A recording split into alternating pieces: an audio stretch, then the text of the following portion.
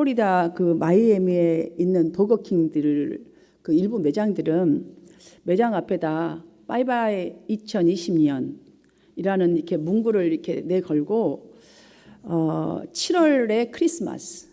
여러분 그러니까 7월 달에 이 이벤트를 했던 것 같아요. 제가 인터넷에서 봤어요. 그 제목을 붙이고 그 무더운 여름이지만 이 크리스마스 조명을 아주 아름답게 장식을 해놓고 이 프로모션을 진행을 했습니다. 그 영상 자막을 여러분 유튜브에서 보시면 2020년은 모두가 힘들었다. 우리는 2020년을 어서 마무리하기 위해서 우리가 할 수 있는 일을 하고 있다. 이렇게 자막이 딱 떠요. 그러면서 이제 버거킹 관계자의 제가 관계자가 하는 말을 제가 이렇게 신문에 그러니까 나오는 뉴스를 보니까 이 캠페인을 통해서 코로나로 인해서 정말 지쳐 있고 그 힘든 고객들에게 조금이라도 필요한 행복과 즐거움을 가져다 주기 위한 그런 바람으로 이 이벤트를 이런 방식을 택했다라는 이 기사를 제가 보았습니다. 여러분 참 이 마음 이것들이 힘든 것들 그런 것 같아요. 강약의 정도의 차이는 있을지언정 이 세상을 살아가는 모든 인생들에게는 이 시련과 고난이 닥칩니다. 러시아 속담에 유리는 망치에 깨지지만 강철은 더욱 단단해진다라는 말이 있습니다. 이 말과 같이 정말 시련과 이 역경을 딛고 세상의 모든 사람들의 시선을 끌 만큼 성공하는 사람들이 있지요. 그 성공을 만들어낸 사람들을 보면요, 우리는 특별한 것이 있다라고 생각을 합니다. 그런데 사실 의외로 평범합니다. 평범해요. 그런데 그들에게는 이 여러 가지 습관이 있겠지만 보편적으로 이런 습관들이 있습니다. 하루하루 주어진 이 시간들을 잘 사용하면서 그 가운데 그러니까 저와 여러분은 똑같죠. 그러나 자기 성찰을 꼭 합니다. 하루의 삶 동안에 내가 정말 잘 살고 있는 건지 내가 어떤 위치에 있는지 자기 성찰을 하고 그 다음에 바른 상황 분석을 잘해요. 상황 분석을 굉장히 바르게 잘합니다. 그 다음에 끊임없이 자기 헌신을 투자하는 아주 열정적인 이것들이 습관이 되어 있습니다. 공통적으로. 성경의 야고보는 이렇게 말합니다. 12지파에게 보낸 편지에 내 형제들아 여러 가지 시험을 당하거든 온전히 기쁘게 여기라. 이는 너희의 믿음의 시련이 인내를 만들어내는 줄 알미라. 여러분 야고보가 인내할 것을 격려하면서 여러 가지 시험 속에서 기뻐하라라고 한 이 말씀은요, 사람들을 사실 이 시험들은요 뒤흔들어 놔버려요. 이 시험들은 이 시련과 고난들은 우리의 마음도 삶도 막 흔들어 놓는 경향이 있잖아요. 그런데 이런 시험 속에서 하나님께서 이런 시험 속에도 하나님께서 이루시고자 하는 계획이 분명히 있다라는 거예요. 그 하나님의 이루실 계획이 무엇이냐? 곧바로 말합니다. 이는 너희로 온전히 구비하며 조금도 부족함이 없는 삶을 살도록 인도하는 그런 계획이 있다라고 밝혀주고 있습니다. 그러므로 여러분들 시험을 잘 참고 인내하다 보면 지금 야고보는 우리에게 말하기를 온전하고 구비된 성숙한 신앙이 되기 때문에 절망하지 말고 거기에 시험 속에서 헤매버리고 흔들리지 말고 기뻐하라. 이 말씀은 무슨 말씀이냐면 하나님을 더 가까이 가는 기회로 삼으십시오. 그러면 분명히 이길 수 있습니다라는 거예요. 인내도 할 수 있고 이길 수 있습니다. 맞는 것 같아요. 예레미야서 29장 11절을 보면 이렇게 이 백성들에게 선포했어요. 나 여호와가 말하노라. 이거 하나님 말을 그대로 선포한 것이죠. 너희를 향한 하나님의 생각은 하나님이 안 하니 내가 하나니 재앙이 아니라 무엇이죠? 곧 평안이니라. 여러분, 그리고 너희 장래에 소망을 주려는 생각이다. 이렇게 했어요. 그러니 우리가 겪는 이 지금 코로나도 우리에게 엄청난 하나님의 지금 소망이 이 속에 있다라는 것을 알면 우리가 어떻게 해야 되겠죠? 하나님을 가까이 해야 되겠죠. 그러면 인내할 수 있어요. 이것을 인내할 수 있고 예배에 목숨 걸 수 있어요.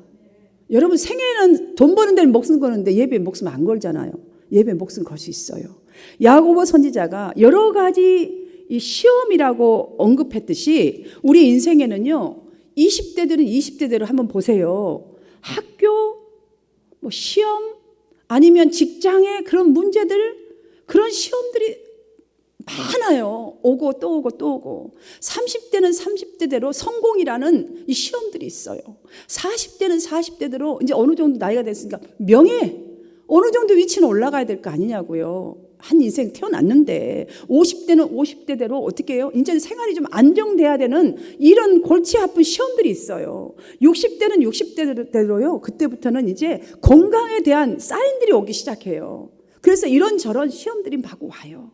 70대, 80대 되면 이제 그때부터는 죽음이라는 이것들에 대한 준비, 두려움, 아무튼 이런저런 시험들이 한시름 놓을만 하면 또 오고 한시름 놓을만 하면 찾아와요. 근데 이 시험을요, 피할 수 있나요?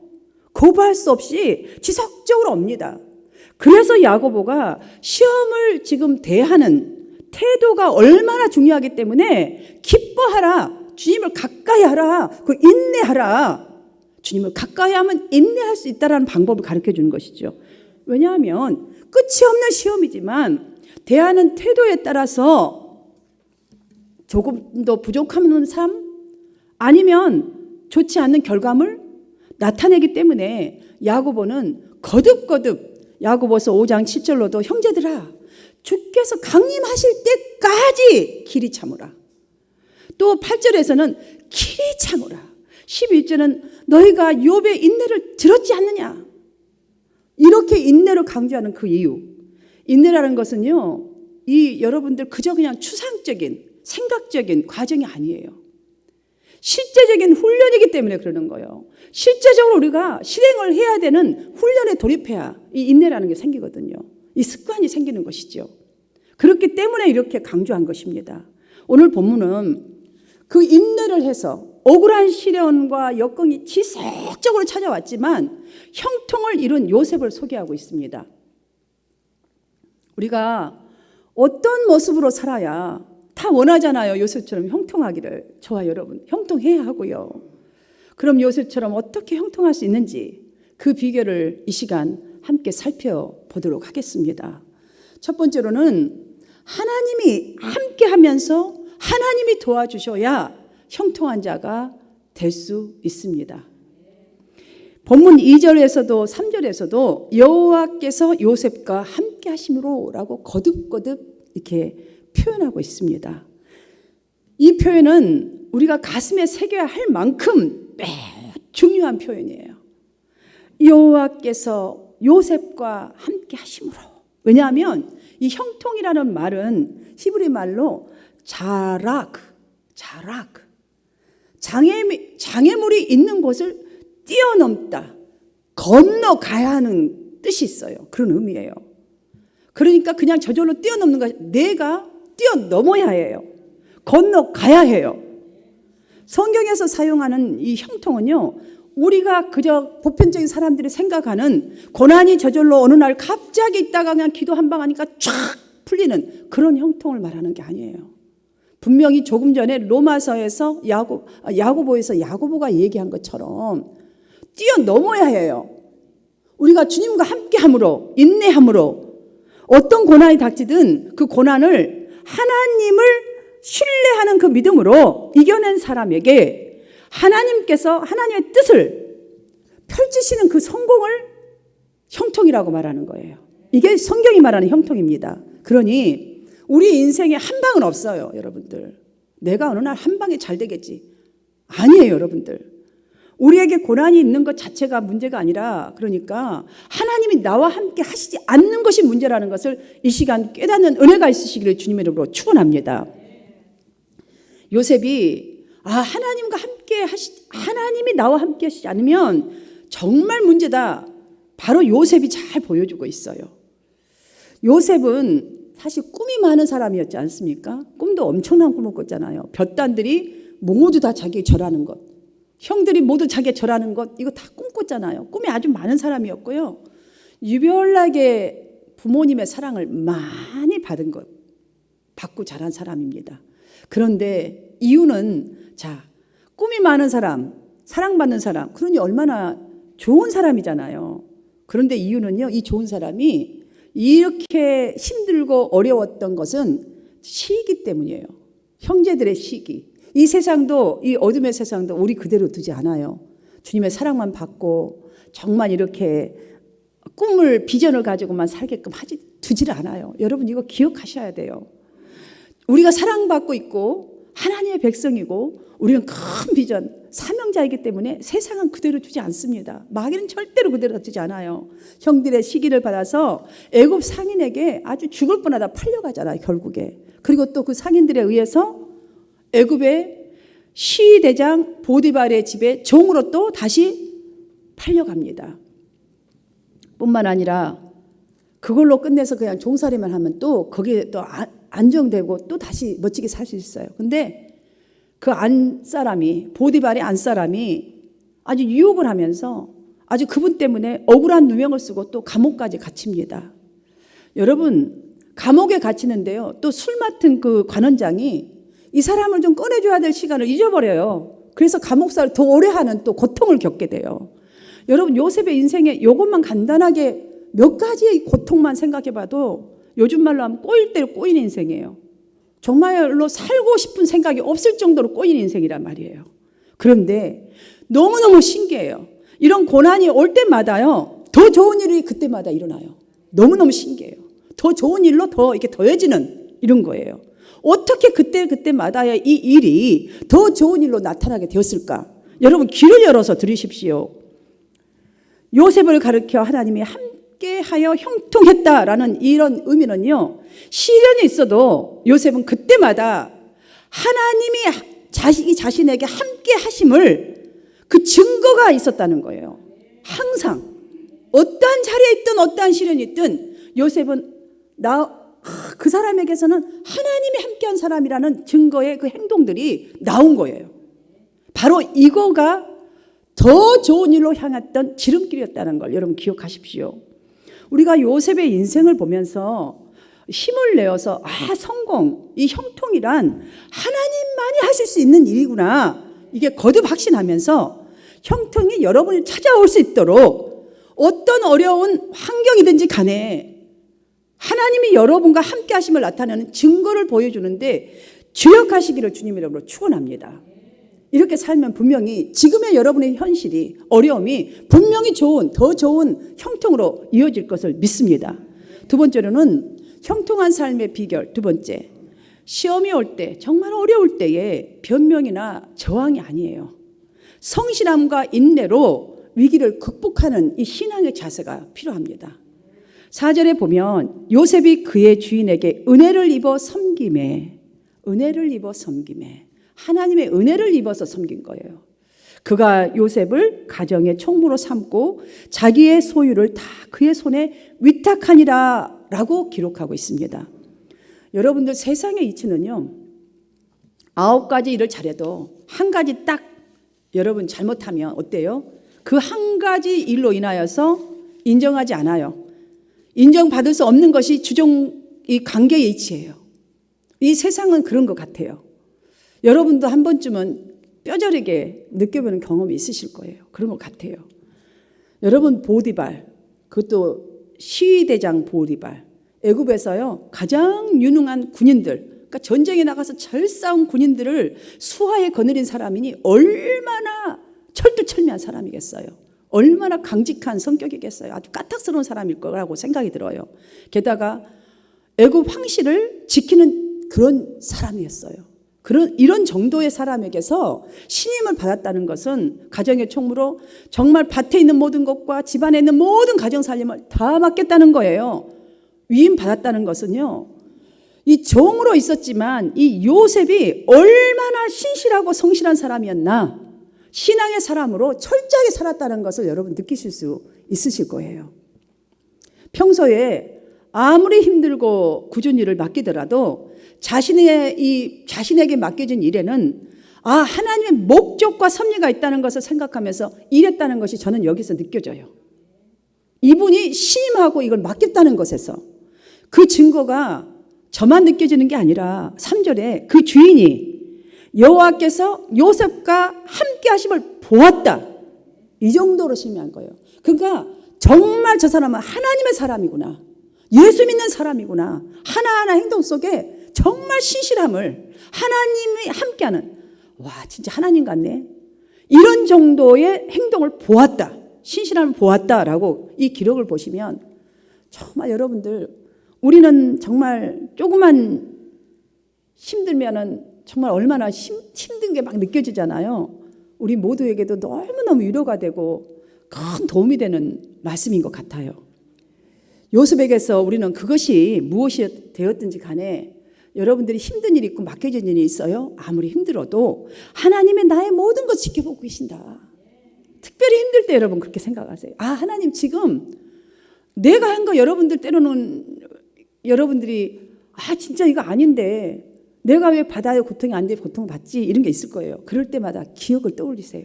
하나님 여러분을 지켜보고 있다. 나의 마음을 다 알고 계신다.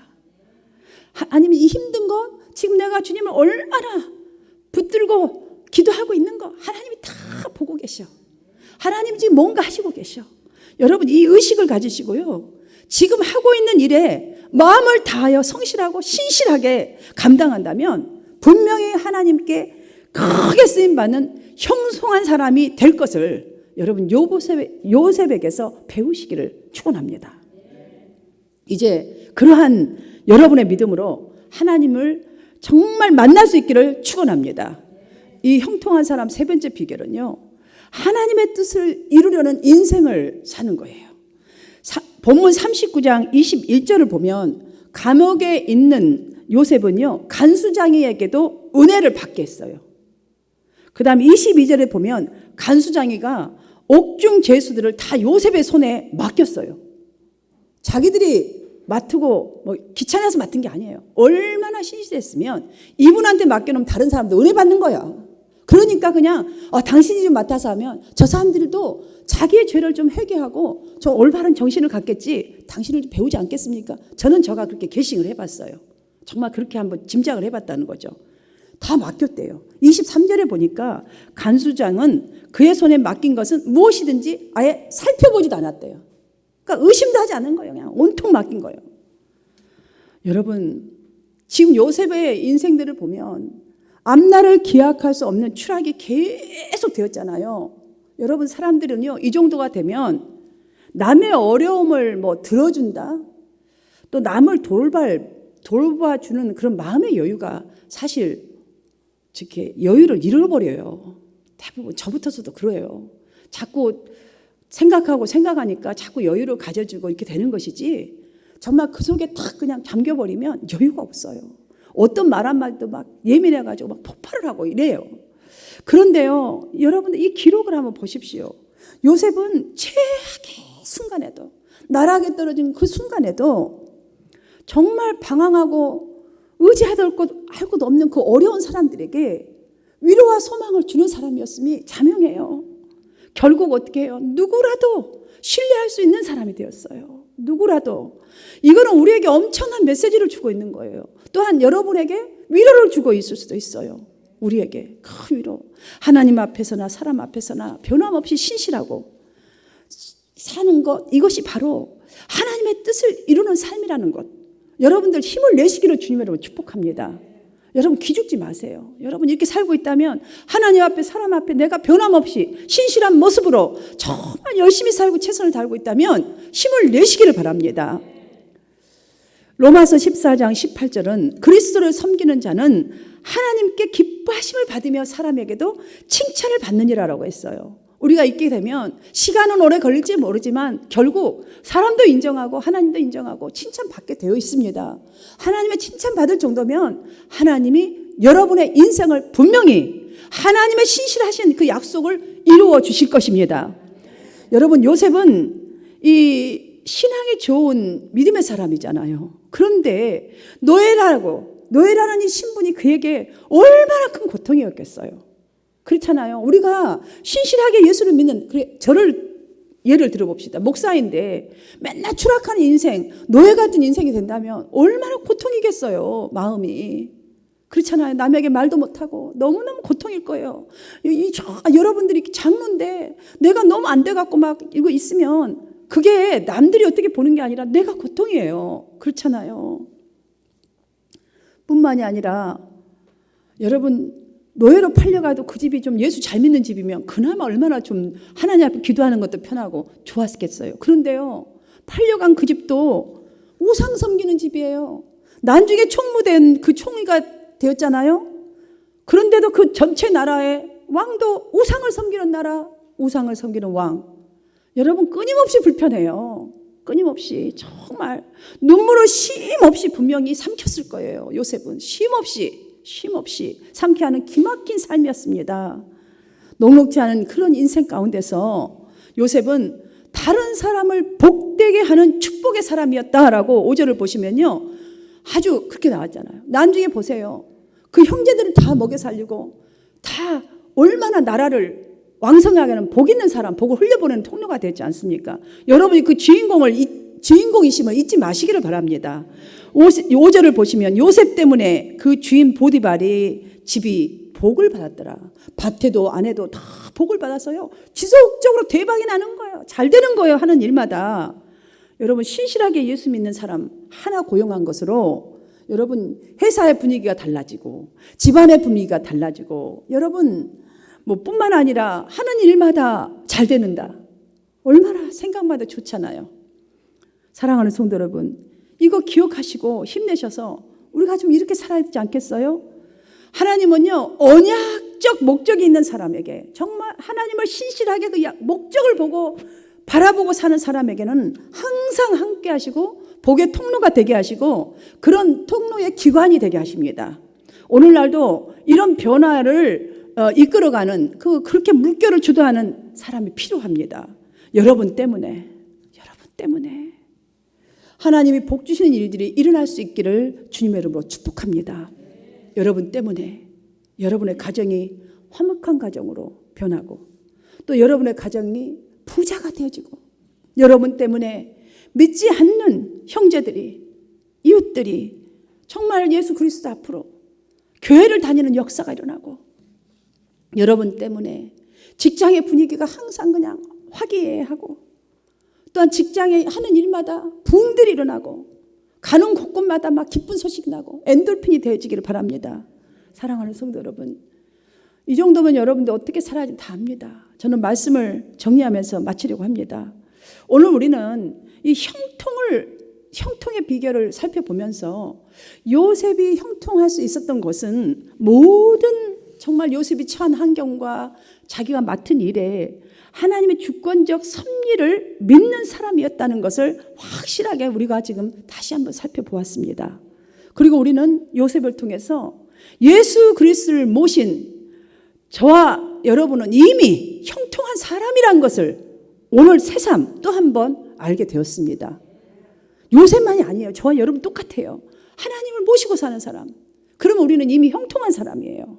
그 재질을 갖고 있는 사람들이란 말이에요. 그리고 또 한 가지 있어요. 하나님은 하나님의 목적이 있는 받는 백성들에게도 환난을 허락하시지만 그것은 하나님의 선하신 목적을 이루기 위한 통로로 이용하시기 위해서, 그래서 그 안에서 형통하시게 하시기를 원한다는 이 것들을 우리는 확인했습니다. 요셉처럼 저와 여러분이 형통한 이 인생 복의 통로가 되기 위해서 첫 번째로 함께하는, 하나님과 함께하는 그런 사람이 우리 모두가 되어지십시다. 두 번째로는 어떠한 상황이 정말 닥치든지 간에 변명이나 그냥 상대방을 저항하고 뒷담화하고 이런 거 하지 마시고 정말 멋지게 형통한 이미 복을 받은 사람들, 두 번째로 성실함과 인내로 위기를 극복해 나아가십시다. 마지막으로 정말 내가 너무 작은 나지만 작은 나가 천을 이루고 약한 자가 강국을 이룬다. 이것처럼 성경의 말씀처럼 나도 작지만 하나님의 뜻을 이루는 인생을 살아보리라. 이렇게 사십시다. 성도 여러분, 주어진 환경을 여러분들 남들과 비교하지 마십시오. 비교하지 마십시오. 하나님이 나에게 뭘 원하시는지 여러분 그 속에서 물으십시오. 가정에서, 직장에서, 사회에서. 그래야 변화를 주도해 가는 사람이 될 수가 있습니다. 그래야 넉넉해서 내가 여유가 없어도 남의 어려운 거 들어줄 수 있고 작은 거라도 나눌 수 있는 여유가 생길 수 있습니다. 이렇게 거룩한 영향을 끼치는 사람이 되셔서 하나님의 사람이 되셔서 여러분으로 인해서 여러분의 가정이 주변의 사람들까지 복을 받는 역사가 나타나기를 주님의 이름으로 축원합니다.